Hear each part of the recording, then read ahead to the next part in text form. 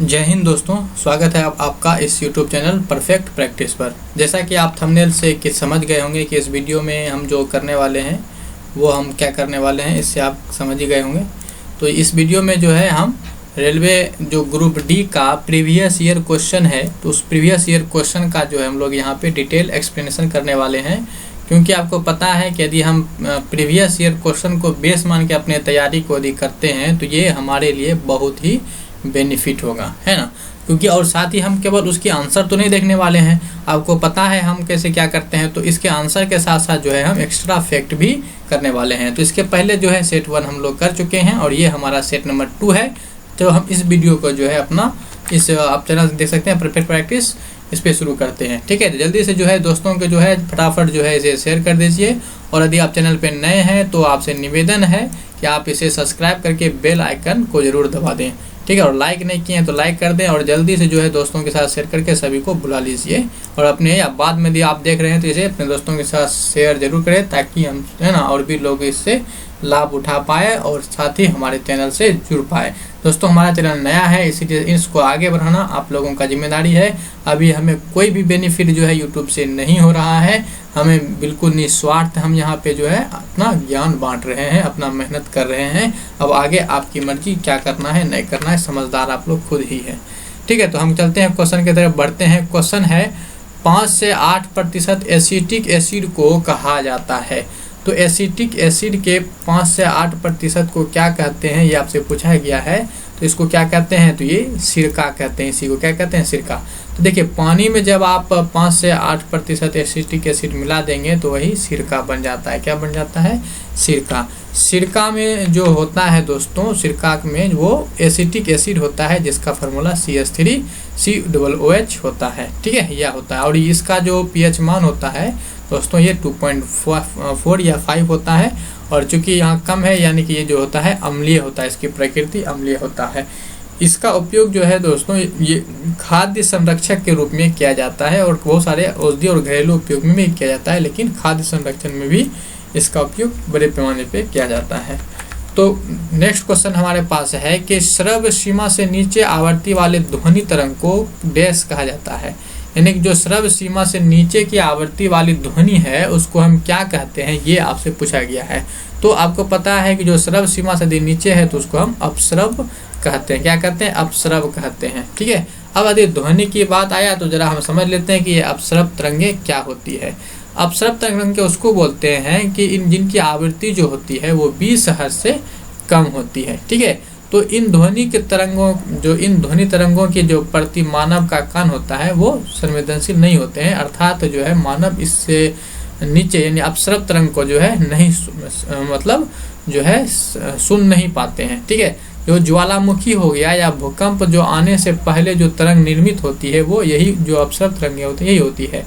इसको जो है जो कुत्ता है, बिल्ली, पक्षी, हाथी, चूहा जो है इन तरंगों को ये है ना सुन सकते हैं। इसीलिए जब इस तरह का जो भूकंप आता है या जिस क्षेत्र में ज्वालामुखी फटने वाले होते हैं उस क्षेत्र में जो है इस तरह के जानवरों का जो है हरकत है ना जो है सामान्य से बदल जाता है। ठीक है, तो ये आप अभी जानते होंगे सामान्य से बदल जाता है क्योंकि वो सुन पाते हैं इस तरंगों को। और दूसरा तरंग होता है दोस्तों श्रव्य तरंगे। श्रव्य तरंगे किसको बोलते हैं, जिनका आवृत्ति जो है वो 20 हर्ट्ज से 20,000 हर्ट्ज के बीच होती है। या यूं कहिए कि जिसको जो है मानव यानी कि हम लोग जो है जो सुन सकते हैं जिस रेंज में, उसी को जो है श्रव्य तरंग कहते हैं। चूंकि श्रव्य यानी सुनने वाला तरंग, तो हम लोग जो है इसको है ना सुन सकते हैं। और इसकी आवृत्ति याद रखना है 20 हर्ट्ज से 20,000 हर्ट्ज के बीच होती है। ठीक है, वहीं प्राश्रव तरंगे की बात करें तो प्राश्रव तरंगे जो होती है वो आपका 20,000 हर्ट्ज से यदि ज़्यादा है ध्वनि तरंगों की आवृत्ति, तब उसको जो है प्राश्रव तरंग कहते हैं। और इस पे बहुत सारा क्वेश्चन बनता है इसके उपयोग से संबंधित, इसीलिए यहाँ पे आपको इसका उपयोग ही हमने डिस्कशन कर लेते हैं। ठीक है, क्योंकि हमारा मतलब क्या है कि जितना क्वेश्चन कर सके वो करें ही, साथ ही उससे संबंधित टॉपिक को ही कवर कर लें या बहुत सारे चीज़ों को कवर कर लें। ऐसा यूट्यूब में आपको कहीं नहीं मिलेगा। अब ये हमारा दावा है और आप यदि देख रहे होंगे तो आपको पता चल गया होगा। चैनल नया है इसलिए व्यू कम है, लोग कम है, लेकिन आप लोग जुड़ेंगे जो देख रहे हैं तभी तो बढ़ेगा। आप जहाँ ज़्यादा भीड़ में देख रहे हैं वहाँ आपको कंटेंट नहीं मिलेगा। ठीक है, क्योंकि सब पैसे कमाने के चक्कर में है। तो क्वेश्चन यहाँ क्या है, चमगादड़ के गति में जो उपयोग होता है, जो चमगादड़ जो गति करते हैं तो वो भी प्रासरम तरंगों के माध्यम से ही गति करते हैं। पदार्थों की शुद्धिकरण में भी जो है प्रासरम तरंग का उपयोग होता है। वहीं पे जो अल्ट्रासोनोग्राफी होता है उसमें भी प्रासरम तरंगों का होता है। और जो कोहरा या धुंध को हटाने में भी जो है प्रासरम तरंगों का उपयोग किया जाता है। और धातुओं के दीवार में जो है ब्लॉक कहीं पे है तो उसका पता लगाने के लिए भी जो है इसी तरंग का प्रयोग किया जाता है। और किडनी में जो स्टोन होता है ना, इसका भी पता लगाने के लिए जो है प्रासरम तरंग का प्रयोग किया जाता है। और ECG हो गया या सोनार हो गया, इन सब में जो है प्रासरम तरंग का प्रयोग किया जाता है। ठीक है दोस्तों, तो ये उम्मीद करते हैं आपको समझ में आया होगा। नेक्स्ट बढ़ते हैं और आप लाइक करते जाएंगे। ठीक है, कौन सा जो है आघात वर्धनीय और तन्य है, तो आघात वर्धनीय और तन्य कौन है ये बताना है। ये 4 ऑप्शन आपके पास है। तो क्या हो जाएगा हमारा, तांबा हो जाएगा, क्योंकि ये सभी क्या है, ये अधातु है। तो धातु जो होता है आघात वर्धनीय और तन्य होता है, तो ऑप्शन के हिसाब से हमारा तांबा हो जाएगा। क्या हो जाएगा, तांबा हो जाएगा। आघात वर्धनीय का मतलब क्या होता है दोस्तों, यदि आघात वर्धनीयता का मतलब कहा जाए तो इसका मतलब है कि उसमें उसके अंदर कितनों आघात कीजिएगा तो वो चोट को सह लेगा। यानी कि थोड़ा से आप मारिएगा तो भी जो है वो चोट सह लेगा और जो है पतली चादर में बदल जाएगा। ठीक है, टूटेगा नहीं बल्कि है ना पसर जाएगा। पसरने का मतलब क्या हो गया, चादर का रूप ले लेगा। और सबसे आघात वर्धनीय यदि कोई है तो वो है सोना। कौन है, सोना, गोल्ड, जिसका संकेत क्या होता है, AU होता है। ठीक है, और आप हमें कमेंट में बताइए कि सोने का जो है आप परमाणु संख्या कितना होता है, संकेत के साथ में दीजिएगा। तन्य की बात करें तो तन्य का मतलब क्या होता है कि इसको खींच के जो है आप लंबा कर सकते हैं। तो इसमें भी सोना को ही सबसे ज़्यादा तन्य धातु माना जाता है। ठीक है, ये माना जाता है। यदि चमक की धातु में चमक पाई जाती है तो चमक जो आप बताइए कि चमकने वाला जो होता है वही चमक होता है। ठीक है, तो नेक्स्ट क्वेश्चन है यहाँ पे हमारा कि ऑक्सीजन का उपयोग करके पाइरुवेट का टूटना डैश में होता है। जो पाइरुवेट टूटता है, ऑक्सीजन का उपयोग करके पाइरुवेट जो टूटता है वो क्या चीज़ में टूटता है ये बताना है। तो देखिए, पाइरुवेट जब टूटता है वो भी ऑक्सीजन की उपस्थिति में, तब ये कार्बन डाइऑक्साइड में टूटता है। ठीक है, और ये जो आपका ऊर्जा होता है तो ऊर्जा में टूटता है। और ठीक है, इसी समय टूटता है। तो ये किसमें कहाँ पे टूटता है ये बताना है। तो ये माइटोकॉन्ड्रिया में टूटता है। कहाँ टूटता है, माइटोकॉन्ड्रिया। माइटोकॉन्ड्रिया कहीं ऑप्शन में नहीं है, नहीं है। लेकिन मेरे दोस्तों जो आपका सूत्र कणिका है इसी को जो है माइटोकॉन्ड्रिया कहते हैं। माइटोकॉन्ड्रिया जो है ये इंग्लिश शब्द है और इंग्लिश वर्ड है ना, शब्द आ गया मुँह में देखती है। जो माइटोकॉन्ड्रिया का हिंदी में हो सूत्र कणिका कहते हैं, तो ये सूत्र कणिका इसका आंसर हो जाएगा। ठीक है, क्वेश्चन है हमारे पास कि जो चुंबकीय क्षेत्र के संबंध में कुंडल की गति, ठीक है, कुंडल की गति की दिशा होने पर प्रेरित धारा उच्चतम होती है। तो कब प्रेरित धारा उच्चतम होती है, कितनी डिग्री दिशा में, तो ये बताना है। तो ये अधिकतम यदि पूछा है तो ये 90 डिग्री हो जाएगा। और 80 डिग्री पे जो है ये न्यूनतम होता है। ठीक है, मिनिमम होता है। यदि 180 डिग्री पूछते हैं तो मिनिमम, और उच्चतम चूंकि यहाँ पे पूछा है प्रेरित धारा उच्चतम होती है कितनी डिग्री पर, तो 90 डिग्री पर। ठीक है, तो यहाँ जो है आप यहाँ फिगर देख सकते हैं। ठीक है, नेक्स्ट क्वेश्चन है कि कैल्शियम हाइड्रोक्साइड का सही सूत्र है। तो कैल्शियम हाइड्रोक्साइड का सूत्र बताना है, क्या हो जाएगा, तो ये हो जाएगा हमारा CaOH का होल ट्वाइस। कैल्शियम का जो होता है जो संयोजकता होता है 2 होता है और हाइड्रोक्साइड का 1 होता है। तो कैल्शियम का 2 जो होगा हाइड्रोक्साइड यानी कि OH से लगा रहेगा 2। ठीक है, तो ये होगा आंसर हमारा। नेक्स्ट क्वेश्चन की तरफ बढ़ते हैं। क्वेश्चन हमारे क्या है कि चंद्रमा पर किसी वस्तु का भार पृथ्वी के भार का कितना गुना होता है। बहुत सिंपल क्वेश्चन है, कितना भार होता है, 1/6 गुना होता है। ठीक है, बात समझ में आ रही बात। यदि हम यहाँ पे बात करें कि चंद्रमा का द्रव्यमान और पृथ्वी के द्रव्यमान कितना है, तो चंद्रमा का जो द्रव्यमान है वो पृथ्वी के द्रव्यमान का 1/100 गुना है। ठीक है, अब त्रिज्या की बात करें तो ये 1/4 गुना है। और यदि गुरुत्वाकर्षण की बात करें तो 1/6 गुना है, जो कि अभी क्वेश्चन था। तो द्रव्यमान पूछता तो 1/100, त्रिज्या पूछता तो 1/4, और यहाँ पे गुरुत्वाकर्षण पूछा है तो 1/16 हो जाएगा। और भार भी पूछता तो 1/16 होता।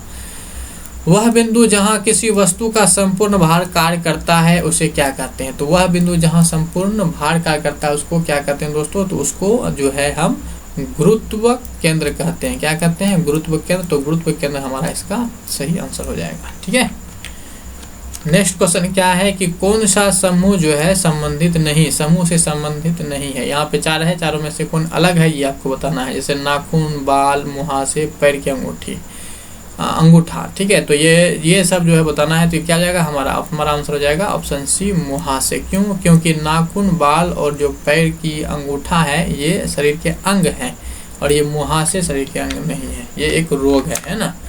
नेक्स्ट क्वेश्चन है कि एक रासायनिक प्रतिक्रिया जिसमें उष्मा उत्पन्न होती है उसे डैश कहते हैं। तो उष्मा उत्पन्न हो रही है तो उसको क्या कहते हैं ये बताना है। तो उससे क्या कहते हैं? उष्मा क्षेपी कहते हैं। क्या कहते हैं? उष्मा क्षेपी। तो उष्मा क्षेपी आंसर हो जाएगा। उष्मा शोषी में क्या होता है दोस्तों कि उष्मा का अवशोषण होता है ना। तो लेकिन यहाँ पर उष्मा उत्पन्न हो रहा था इसलिए ये उष्मा क्षेपी हो जाएगा। नेक्स्ट क्वेश्चन हमारे पास क्या है? क्वेश्चन है कि परमाणु संख्या के आधार पर तत्वों को किसने वर्गीकृत किया। तो परमाणु संख्या के आधार पे, ठीक है। तो परमाणु संख्या के आधार पे जो है दोस्तों वो किसने किया था ये बताना है। तो ये मोसले थे, मोसले ने किए थे, ठीक है।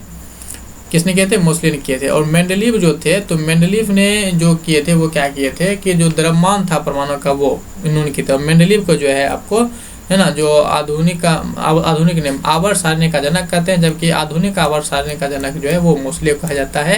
डोबेराइनर जो थे इन्होंने ये अष्टक नियम दिए थे और जो न्यूलैंड्स ने जो है अष्टक नियम दिए थे और डोबेराइनर जो है ये त्रिक नियम दिए थे। क्या दिए थे? त्रिक नियम। नेक्स्ट क्वेश्चन बढ़ते हैं। क्वेश्चन हमारे पास क्या है कि विद्युत बल्ब आमतौर पर डैश जैसी रासायनिक निष्क्रिय गैसों से भरे होते हैं। तो विद्युत बल्ब में कौन सा निष्क्रिय गैस भरा होता है ये बताना है आपको, ठीक है। किसके जैसी निष्क्रिय गैस? तो ये हमारा क्या जाएगा ऑप्शन के हिसाब से नाइट्रोजन हो जाएगा। आपको पता है कि विद्युत बल्ब में जो है ये विद्युत बल्ब है, यहाँ देख सकते हैं फिगर बड़ा अच्छा है।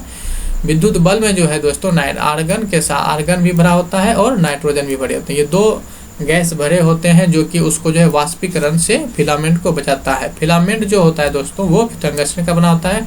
ये जो आप देख रहे हैं यहाँ पे इस तरह का ये क्या है आपका फिलामेंट है। ये जो देख रहे हैं ये क्या है? फिलामेंट है, ठीक है। यही आपका बना होता है टंगस्टन का।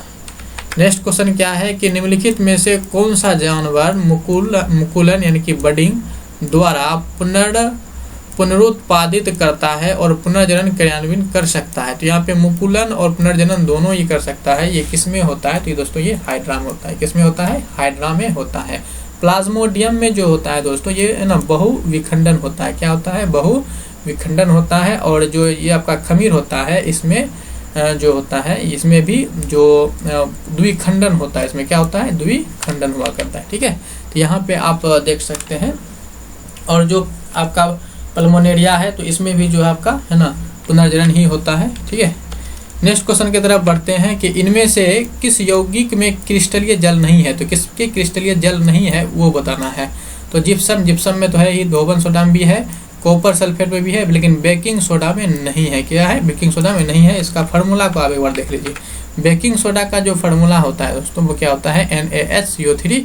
इसमें जो है आपका जो जल क्रिस्टलीकरण इसका नहीं होता है, बाकी सब में होता है, ठीक है। नेक्स्ट क्वेश्चन क्या है कि यदि 2 समान द्रव्यमानों में समान गतिज ऊर्जा है तो भारी द्रव्यमान में डैश होता है। तो यानी कि कह रहा है कि 2 समान द्रव्यमान दोनों का जो है अलग अलग है, लेकिन उसका जो है गतिज ऊर्जा दोनों में समान है। तो भारी द्रव्यमान में क्या होगा? देखिए समान संवेग होगा। संवेग तो समान नहीं हो सकता क्योंकि जो संवेग होगा भारी वाले का संवेग अधिक होगा। कम संवेग होगा तो भारी द्रव्यमान में क्या होता है? भारी वाला का पूछा है तो अधिक संवेग होगा। तो ऑप्शन जो हो जाएगा हमारा ये हो जाएगा अधिक संवेग होगा, है ना। और कम वाला में कम संवेग होगा, ठीक है। नेक्स्ट क्वेश्चन क्या है कि हमारा कौन सा हार्मोन युवावस्था के समय लड़कों में दिखाई देने वाली उपस्थिति में बदलाव लाता है। तो ये जो आपका युवावस्था में बदलाव लाता है वो कौन है? वो हो जाएगा टेस्टोस्टेरोन। क्या जाएंगे? टेस्टोस्टेरोन हार्मोन, ठीक है। टेस्टोस्टेरोन हार्मोन हो जाएगा, ठीक है दोस्तों। तो यहाँ पे इंसुलिन एक हार्मोन के बारे में आपको बता दें। जो इंसुलिन जो हार्मोन है वो लंगरहैंस की जो आइलेट्स की होता है बीटा कोशिका उसके द्वारा ये स्रावित हुआ करता है, ठीक है। वहीं पे जो है आपका जो होता है क्या हाइपरग्लाइसेमिया को जो होता है ये इंसुलिन जो करता है वो क्या करता है? वो रक्त का जो बीपी होता है उसको नियंत्रित करने का काम करता है इंसुलिन, ठीक है। ये ध्यान रखिए।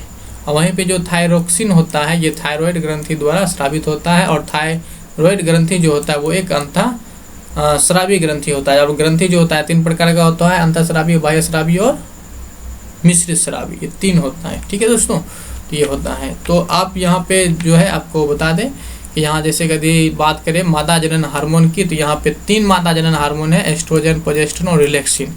एस्ट्रोजन जो होता है दोस्तों, ये आपका मुख्य रूप से जो मासिक चक्र होता है मादा में उसको नियंत्रित करता है। वही प्रोजेस्टेरोन जो होता है, यह हार्मोन जो होता है जो स्तन के विकास और जो गर्भधारण करने में जो होता है ये सहायक होता है। वहीं जो रिलैक्सिन हार्मोन होता है, ये प्रसव जब होता है, डिलीवरी जब होता है, उस समय के लिए ये सहायक होता है। वही नर जनन अंग की बात करें तो नर जनन अंग में 3 होते हैं, जैसे विरेचन, अधिविरेचन और वेसल्स डिफरेंस होते हैं। तो विरेचन जो होते हैं ये 2 जोड़े होते हैं और ये शरीर के बाहर होते हैं ना। इसका काम जो होता है वो शुक्राणु और जो टेस्टोस्टेरोन हार्मोन होता है उसका निर्माण करना होता है। और जो टेस्टोस्टेरोन जो होता है ये क्या करता है, उत्तेजना पैदा करता है।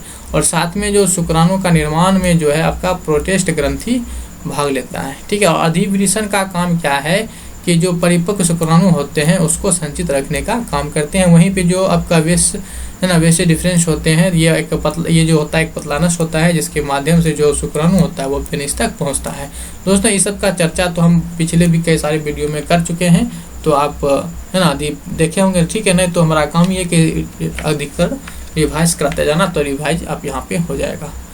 क्वेश्चन है कि आधुनिक आवर्त सारणी के किस समूह में हाइड्रोजन को रखा गया था। यदि हाइड्रोजन को कहाँ रखा गया है ये वो आपको बताना है। तो हाइड्रोजन को जो है दोस्तों ये जो है वर्ग 17 में रखा गया है, वर्ग 18 में निष्क्रिय गैस को रखा गया है ना। तो हाइड्रोजन को जो वर्ग 17 में रखा गया कौन कौन है, यहाँ आप देख सकते हैं, फ्लोरीन, क्लोरीन, ब्रोमीन, आयोडीन और स्टार्टिन। ठीक है, इसी को याद रख लेते हैं। फिर कल बाहर आई आंटी, ट्रिक से, ठीक है इसका। ठीक है, नेक्स्ट क्वेश्चन क्या है कि इनमें से किस पौधे के शरीर और जड़, तने और पत्तियों में विभेदित नहीं किया जाता है। तो ये किसमें नहीं होता है, तो ये आपका यहाँ पिक्चर बता सकते हैं। ये पिक्चर आपको पता है किसका, ये स्पाइरोगैरा हो जाएगा। क्या हो जाएगा, स्पाइरोगैरा इसका आंसर हो जाएगा। स्पाइरोगैरा जो होता है ये एक फिलामेंट जैसा शैवाल होता है। यहाँ आप पिक्चर में देख सकते हैं, जो आपको व्यवहार में दिखता है वो ऐसा दिखता है। ठीक है, तो स्पाइरोगैरा का जो है वो वाटर सिल्क कहते हैं या फिर इसको पॉन्ड सिल्क के नाम से जाना जाता है। और ख़ास बात यह है कि जो ल्यूवेनहॉग थे उन्होंने जो पहला शैवाल में जीवित कोशिका देखे थे वो स्पाइरोगैरा में ही देखे थे। ठीक है, नेक्स्ट क्वेश्चन हमारे पास क्या है कि जो सोल्यूशन का पीएच दिया गया है, कौन सा सोल्यूशन उच्चतम सांद्रता युक्त हाइड्रोजन आयन है। अब उच्चतम यहाँ बताना है हाइड्रोजन आयन, और हाइड्रोजन आयन जो होता है वो अम्ल को दर्शाता है। तो यहाँ पे अम्ल कौन होगा अधिकतम ये बताना है, किसकी अम्लता अधिक होगी। ये तो क्षारीय हो जाएगा, ये भी आपका क्षारीय हो जाएगा, तो ये खत्म हो गया। तो अम्लता अधिकतम का मतलब क्या है, कम से कम पीएच मान हो। तो हमारा क्या हो जाएगा 2.4, इसका आंसर हो जाएगा 2.4। ठीक है, अब यदि हम बात करें क्या पीएच स्केल का बात करें तो इसकी खोज तो सोरेनसन ने किए थे। और इस पे जो होता है 0 से लेकर 14 तक अंक होता है। और 7 से कम जिसका भी पीएच मान होता है वो अम्लीय होता है, और 7 से अधिक है तो वो क्षारीय होगा, और 7 के बराबर है तो वो उदासीन होता है। और जो वर्षा जल होता है, ठीक है, बोलिए शुद्ध जल होता है, उसका पीएच मान 7 होता है। ठीक है, और साधारण नमक का भी 7 होता है। तो ये आप ध्यान रख सकते हैं। क्वेश्चन है कि एक दोस्तों यदि आपको पसंद आ रहा है तो इसको लाइक जरूर करते जाइएगा, सब्सक्राइब नहीं किए हैं तो वो भी कर दीजिएगा। ठीक है, इनमें से कौन सा एक सरल अस्थायी ऊतक नहीं है। तो सरल अस्थायी ऊतक नहीं है ये बताना है, नहीं है तो हमारा क्या हो जाएगा दारू का मतलब क्या हो गया, जो आपका जाइलम होता है उसी को कहते हैं। ठीक है, तो यहाँ पे जरा आप अस्थायी ऊतक के बारे में जरा समझ लीजिए कि अस्थायी ऊतक होता कौन कौन है। तो अस्थायी ऊतक जो होते हैं वो 2 प्रकार के होते हैं, एक होता है सरल अस्थायी, एक होता है जटिल अस्थायी। सरल अस्थायी ऊतक में जो होता है 3 तरह का आता है, मृदु ऊतक जिसको कि हम पेरेन्काइमा कहते हैं, वहीं पे एक आता है कोलेनकाइमा जिसको हम स्थिलपुंज कहते हैं, और तीसरा होता है दृढ़ ऊतक जिसको कि स्क्लेरेनकाइमा कहते हैं। जटिल ऊतक में जो आता है वो जाइलम आता है जिसको दारू कहते हैं, और ये फ्लोएम कहते हैं। तो क्वेश्चन में जो था आपका ये जो दारू था वो ये दारू जो था ये जटिल ऊतक में आता है, और यहाँ पे पूछा है सरल अस्थायी ऊतक। ठीक है, तो सरल अस्थायी ऊतक कौन है, नहीं है, तो ये हमारा दारू हो जाएगा क्योंकि ये जटिल अस्थायी ऊतक है, इसलिए आंसर हो जाएगा ये। समझ रहे हैं दोस्तों। तो नेक्स्ट क्वेश्चन क्या है, जैसे कि आप यहाँ पे बाकी सारे जिसके बारे में हम बता चुके हैं ऑलरेडी, तो आप यहाँ पे देख सकते हैं। तो हमारा एक न्यूमेरिकल है, तो इस न्यूमेरिकल को देखिए क्या कहता है। 2 प्रतिरोधक, एक 10 ओम है और दूसरा 20 ओम है। इसको जो है 6 वोल्ट बैटरी को श्रृंखला में जुड़ा हुआ है, परिपथ में विद्युत प्रवाह होगा, क्या होगा ये बताना है। तो विद्युत प्रवाह यानी कि ये आपसे जो है आई का मान पूछा है और इसको श्रृंखला में जोड़ा हुआ है।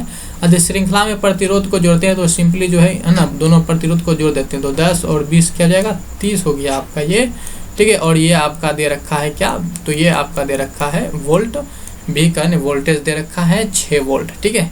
आई पूछा है तो आपको पता है कि आई बराबर क्या होता है, ये V/R होता है। क्या होता है, V/R। तो V का मान हो गया 6, यानी 6/30 कर लीजिए, यही आपका आंसर हो जाएगा। और ये आ जाएगा है ना 6×35 1/5, 1/5 का मतलब क्या हो गया 0.2, ठीक है। आप यहाँ पे जो है इसका पूरा यहाँ देख सकते हैं कि पहले दोनों प्रतिरोध को जोड़ना है क्योंकि श्रृंखला में है, और ओम के नियम से आप यहाँ से आई बराबर निकाल सकते हैं, V/R और यहाँ से वैल्यू करके निकल गया, ठीक है। तो दोस्तों जो है आपको ये वीडियो कैसा लगा आप हमें जरूर कमेंट करके बताइए। इस वीडियो में इतना ही क्वेश्चन था, ठीक है, और हमने काफ़ी जो है डिटेल में किया, इसलिए वीडियो थोड़ा सा बड़ा बन गया। आप इस वीडियो को देखे हैं तो हमें फीडबैक करके जरूर बताएं और अपने दोस्तों के साथ शेयर करना ना भूलें, क्योंकि वीडियो बनाने में बहुत मेहनत लगता है और समय भी बहुत लगता है, ठीक है। तो वीडियो को लाइक और जो है सब्सक्राइब के साथ साथ बेल आइकन को कस के दबाइए और जो है इसको लाइक एक बार जरूर कर दीजिए, ठीक है। तो ठीक है दोस्तों, तो मिलते हैं नए वीडियो में, तब तक के लिए जय हिंद, बाय बाय।